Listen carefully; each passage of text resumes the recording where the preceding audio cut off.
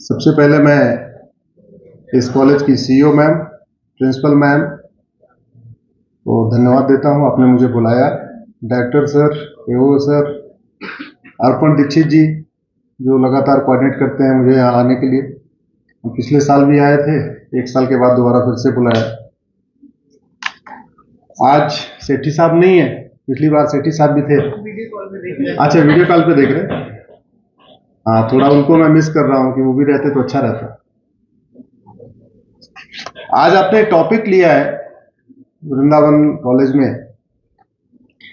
एक भारत श्रेष्ठ भारत। आज और कल मैं 2 दिन बेंगलोर में हूं और 2 दिन में 4 प्रोग्राम है।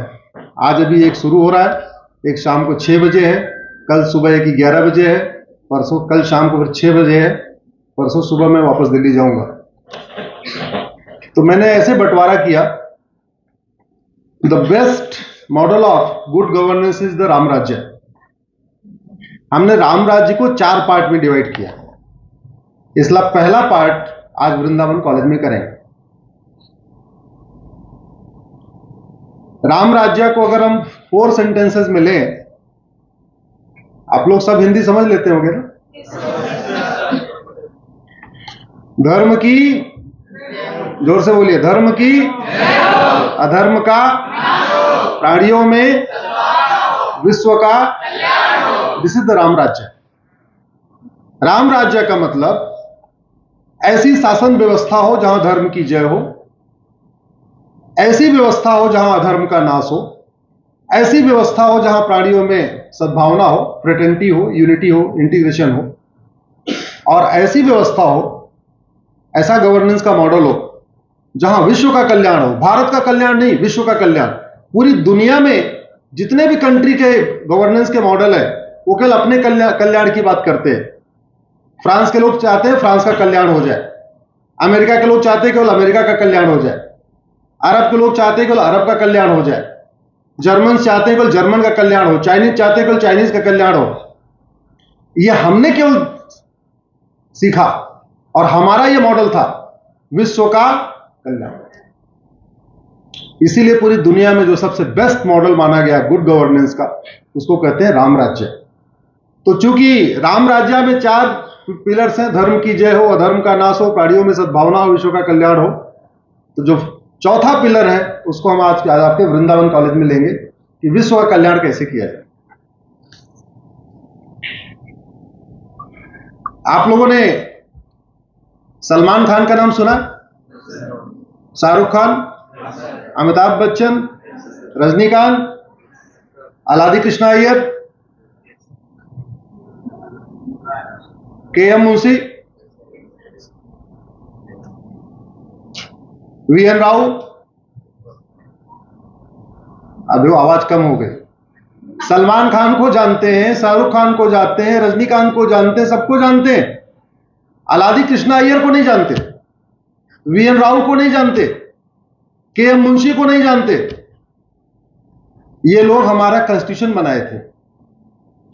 300 लोगों ने मिलकर इस कॉन्स्टिट्यूशन को बनाया था।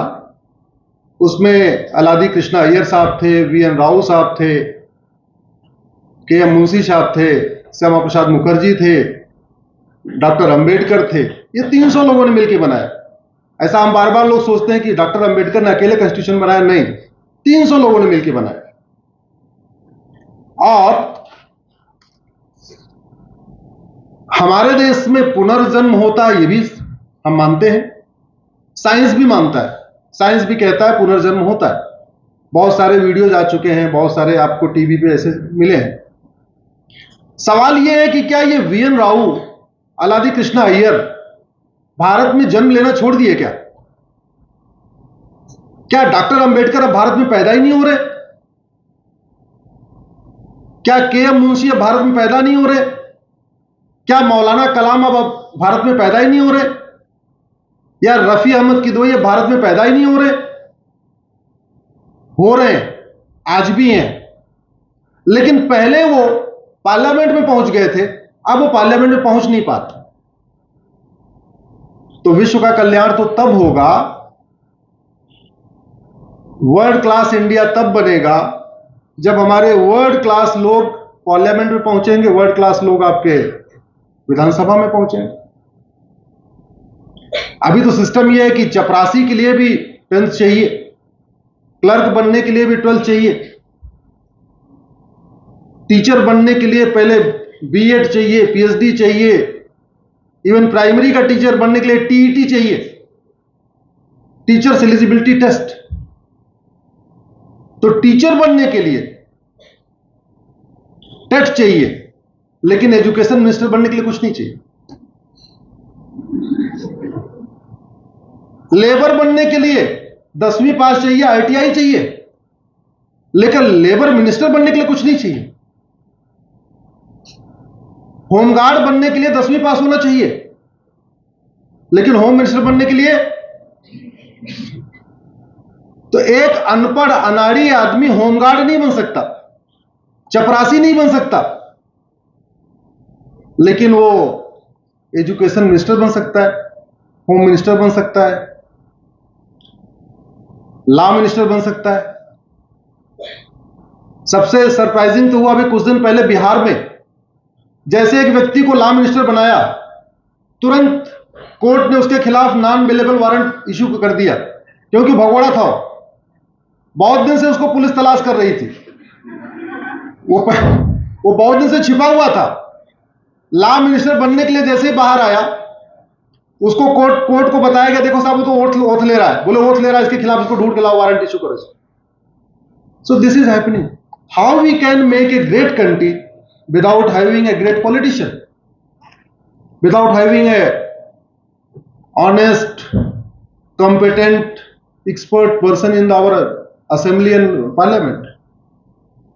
आपके सामने इसलिए बात कह रहा हूं कि जब तक इस देश में इलेक्शन रिफॉर्म नहीं होगा, तब तक भारत को विश्व गुरु बनाना मुश्किल ही नहीं, नामुमकिन है। जिनको कुछ नहीं आता, जिन्होंने पूरे टाइम अपनी लाइफ में क्लास में बंक मारा, कॉलेज नहीं गए। अभी कुछ दिन पहले झारखंड में एजुकेशन मिनिस्टर बनी है, वो ओथ नहीं ले पा रही, अपनी ओथ पढ़ी नहीं पा रही है, वो एजुकेशन मिनिस्टर हो गई। तो विश्व का कल्याण तब होगा जब भारत में सबसे पहले इलेक्शन रिफॉर्म होगा।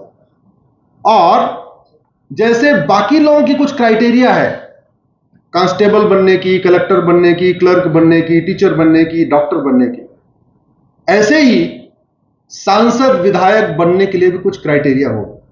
जब तक ये नहीं होगी, तब तक भारत में, वो कहते नहीं, वर्ल्ड क्लास भारत को विश्व गुरु बनाना मुश्किल ही नहीं, नामुमकिन है। इस कॉन्स्टिट्यूशन में एक ओथ है, वो ओथ 5 लोग लेते हैं, हाई कोर्ट के जज, सुप्रीम कोर्ट के जज, सांसद, विधायक, मंत्री, और इन 5 की ओथ एक जैसी है। दे से I will uphold the constitution, I will abide by the constitution, I will promote constitution, I will propagate constitution. मैं संविधान को मानूंगा, संविधान को जानूंगा और संविधान के अनुसार कार्य करूंगा। संविधान क्या कहता है? आप जितने जल्दी हो सके लिंग्विस्टिक बैरियर खत्म करिए, भाषा के आधार पे मत लड़िए। और भाषा के आधार पे लड़ाता कौन है? जोर से बोलिए जरा। पॉलिटिशियन। Very good. हाँ, भाषा के आधार पर लड़ाता कौन है? तो जिन्होंने ओथ लिया था हम लिंग्विस्टिक बैरियर को खत्म करेंगे, वही वो उल्टा काम कर रहे हैं, अपनी ओथ को ब्रेक कर रहे हैं और लिंग्विस्टिक आधार पर लड़ा रहे हैं। कॉन्स्टिट्यूशन कहता है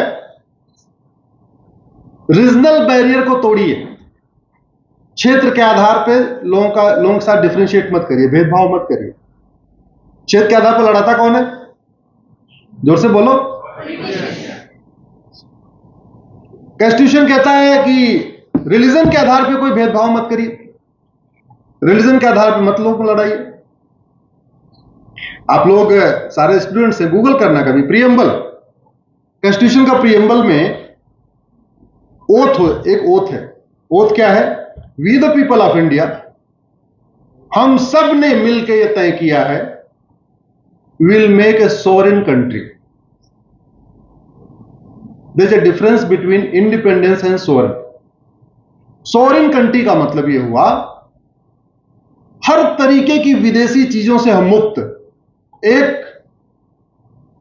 सोवरेन, एक संप्रभु भारत बनाएंगे जिसमें हम किसी भी तरीके की फॉरेन गुलामी नहीं होगी, न विदेशी भाषा की गुलामी होगी, न विदेशी कल्चर की गुलामी होगी, न विदेशी किसी भी तरीके की विदेशी गुलामी नहीं होगी। हम अपना एक स्वतंत्र भारत बनाएंगे। लेकिन हो क्या रहा है? आप किसी होटल में जाओ, उसमें आपको फ्रेंच मेनू मिलेगा, जर्मन मेनू मिलेगा। लेट्स से इन बेंगलोर, आप बेंगलोर के किसी रेस्टोरेंट में जाओ, ढाबे में जाओ, बड़े अच्छे उसमें जाओ, आपको लिखा रहेगा फ्रेंच मेनू, एक होगा चाइनीज मेनू, एक होगा जर्मन मेनू। अगर कर्नाटक में फ्रेंच मेनू हो सकता है तो कर्नाटक के होटल में कश्मीरी मेनू क्यों नहीं होना चाहिए? तमिल मेनू क्यों नहीं होना चाहिए? बिहारी मेनू क्यों नहीं होना चाहिए?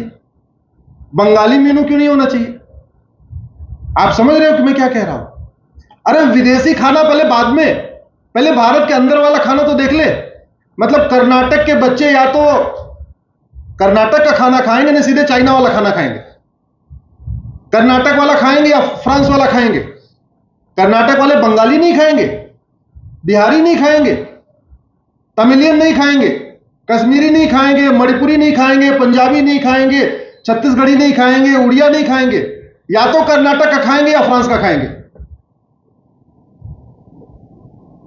इस तरीके से सोवरेन कंट्री कैसे बनाएंगे? इस तरीके से यूनिटी और नेशनल इंटीग्रेशन कैसे होगा जब कर्नाटक वालों को उड़िया कल्चर नहीं पता होगा, तमिल कल्चर नहीं पता होगा, कश्मीर का कल्चर नहीं पता होगा, कश्मीर वालों को कर्नाटक का कल्चर नहीं पता होगा, तमिल का नहीं पता होगा, तो यूनिटी नेशनल इंटीग्रेशन कैसे आएगा? इसका एक ही तरीका है कि सबसे पहले ऐसी व्यवस्था बनाई जाए कि जो लोग रिलीजन के आधार पर तोड़ते हैं, लैंग्वेज के आधार पर तोड़ते हैं, रीजन के आधार पर समाज को डिवाइड करते हैं, सबसे पहले इनकी सिटीजनशिप खत्म किया जाए। This is the only way. Election लड़ने पे बैन वैन नहीं। मैं क्यों कह रहा हूं? भारत में चुनाव वही लड़ सकता है जो भारतीय हो, लिखा है कॉन्स्टिट्यूशन। चुनाव कौन लड़ सकता है? जो, लेकिन भारतीय है क्या? Who is Indian? जो भारत में पैदा हो गया भारतीय हो गया क्या? जो भारत के कल्चर को ना माने, भारत की संस्कृति को ना माने, भारत की भाषा को ना माने, भारत के कॉन्स्टिट्यूशन को ना माने, सुबह से लेकर शाम तक कॉन्स्टिट्यूशन के खिलाफ बात करता रहे, सुबह से शाम तक डिवाइड करता रहे, रिलीजन के आधार पे, लैंग्वेज के आधार पे, रीजन के आधार पे, क्या उसको सिटीजनशिप देना चाहिए क्या? जोर से बोलिए जरा। हमारे पास अच्छे लोगों की कमी नहीं है, कॉम्पिटेंट लोगों की कमी नहीं है, लेकिन चूंकि कानून घटिया है इसलिए अच्छे लोग क्लर्क तो बन रहे हैं, टीचर बन रहे हैं, डॉक्टर बन रहे हैं, इंजीनियर बन रहे हैं, सब कुछ बन रहे हैं, लेकिन अच्छे लोग सांसद, विधायक, मंत्री नहीं बन पा रहे। और मेरे हाथ में एक लिस्ट है, मैं देख रहा था पिछले 20 साल में कितने लोग यहां पे चीफ मिनिस्टर हो गए। सिद्धारमैया जी हैं, उसके पहले बसवराज जी थे, उसके पहले येदियुरप्पा जी थे, कुमारस्वामी जी थे, जगदीश शेट्टार साहब थे, सदानंद गौड़ा जी थे, उसके पहले येदियुरप्पा जी थे, उसके पहले भी, फिर उसके पहले कुमारस्वामी, फिर धर्म सिंह, एस.एम. कृष्णा, जे.एच. पटेल, देवगौड़ा जी, फिर उसके पहले वीरप्पा मोइली, ठीक है, उसके पहले बोम्मई साहब, रामकृष्ण हेगड़े जी, गुंडू राव जी, देवराज जी, इतने सारे लोग आए। कर्नाटक में क्या बदलाव हुआ? क्या कर्नाटक में करप्शन खत्म हो गया? क्या कर्नाटक की सड़कें टूटना बंद हो गई? क्या कर्नाटक में इलीगल इन्फिल्ट्रेशन कम हो गया? क्या कर्नाटक में घूसखोरी, जमाखोरी, मिलावटखोरी खत्म हो गई? क्या कर्नाटक में दलाली खत्म हो गई? हुआ क्या? क्यों? जो समस्याएं कर्नाटक में हैं वो सिंगापुर में तो नहीं है, जो समस्याएं कर्नाटक में हैं वो चाइना में तो नहीं है। कर्नाटक में इलीगल इन्फिल्ट्रेशन हो रहा है, चाइना में तो कोई जाने से डरता है, सिंगापुर में लोग जाने से डरते हैं, बाकी तो और छोड़ दीजिए। 50 साल पहले दुबई में कुछ भी नहीं था, कुछ नहीं था दुबई,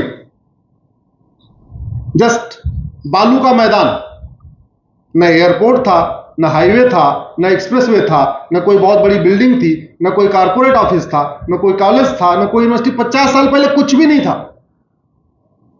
दुबई का डेवलपमेंट शुरू हुआ 1975 से, उसके पहले दुबई में कुछ था ही नहीं। लेकिन 50 साल में दुबई इतना डेवलप कर गया क्योंकि वहां के शेख ने, वहां के जो रूलर्स ने करप्शन और क्राइम के खिलाफ बहुत स्ट्रिंजेंट लॉ बनाया। और आज भी इसलिए वहां पे आप क्राइम बहुत कम है कंपैरेटिवली। अगर हम बेंगलोर से कंपेयर करें या दुबई से कंपेयर करें या लखनऊ से करें, जहां भी इंडिया में शहर से करें, तो दुबई में बहुत कम है, सिंगापुर में बहुत कम है। अभी 2 महीने पहले सिंगापुर में एक व्यक्ति के पास 900 ग्राम गांजा मिला, 900 ग्राम्स, ओनली 900 ग्राम्स। उसको फांसी दी गई, आजीवन कारावास भी नहीं, फांसी। और भारत में और कर्नाटक में इतनी बड़ी मात्रा में अफीम पहुंच रही है, हर जिले में पहुंच रही है, कोकीन पहुंच रही है, गांजा पहुंच रहा है, चरस पहुंच रही है, सब कुछ पहुंच रहा है। किसी को फांसी हुई? क्यों नहीं हुई? क्योंकि हमने ऐसा कानून ही नहीं बनाया।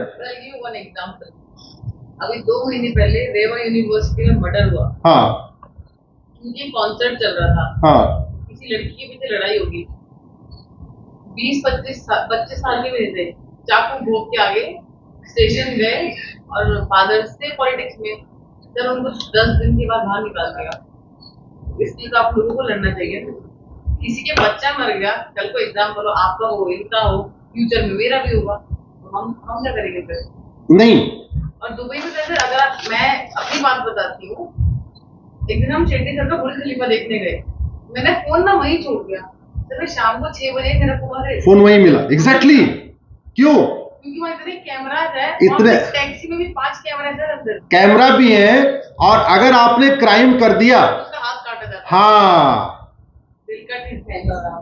और सठे साठ्यम समाचरित, ये डॉक्ट्रिन कहां की है? इंडिया की है। सठे साठ्यम समाचरित जो डॉक्ट्रिन है, इंडिया की डॉक्ट्रिन है। महाभारत में विदुर जी ने बोला, 2000 साल पहले आचार्य चाणक्य ने बोला कि नियम कानून ऐसा होना चाहिए, सठे साठ्यम समाचरित। लोहा लोहे को काटता है, ऐसा हम लोग बोलते हैं आम भाषा में, आप लोग भी सुनते रहते, लोहा लोहे को काटता है। इसलिए दुबई में क्राइम नहीं है। पहली बात तो सीसीटीवी लगा हुआ है, दूसरा वहां 20 साल मुकदमा नहीं चलता, वहां 30 साल मुकदमा नहीं चलता। यासीन मलिक ने पब्लिकली बोला है, हाँ मैंने इतने लोगों को मारा, आज तक उसको सजा नहीं हुई। 1990 से 2023, 33 इयर्स। अभी मैटर डिस्ट्रिक्ट कोर्ट में चल रहा है, उसके बाद हाई कोर्ट चलेगा, फिर सुप्रीम कोर्ट चलेगा। हो सकता है जब तक सुप्रीम कोर्ट मैटर चले तब तक खुद ही खत्म हो जाए। मैटर खत्म होने के पहले हो सकता है खुद ही खत्म हो जाए। बिट्टा कराटे जिसने पब्लिकली बोला मैंने मारा है, उसका मैटर भी डिस्ट्रिक्ट कोर्ट में, उसके बाद हाई कोर्ट, फिर सुप्रीम कोर्ट। हो सकता है उसके पहले बिट्टा कराटे खुद ही चला जाए। यह प्रॉब्लम है। Ineffective outdated laws, ineffective outdated police system, ineffective outdated judicial system. ऐसा नहीं है कि दुबई के पास ज्यादा पैसा है इसलिए उसने कैमरा लगा लिया। भारत के पास बहुत पैसा है।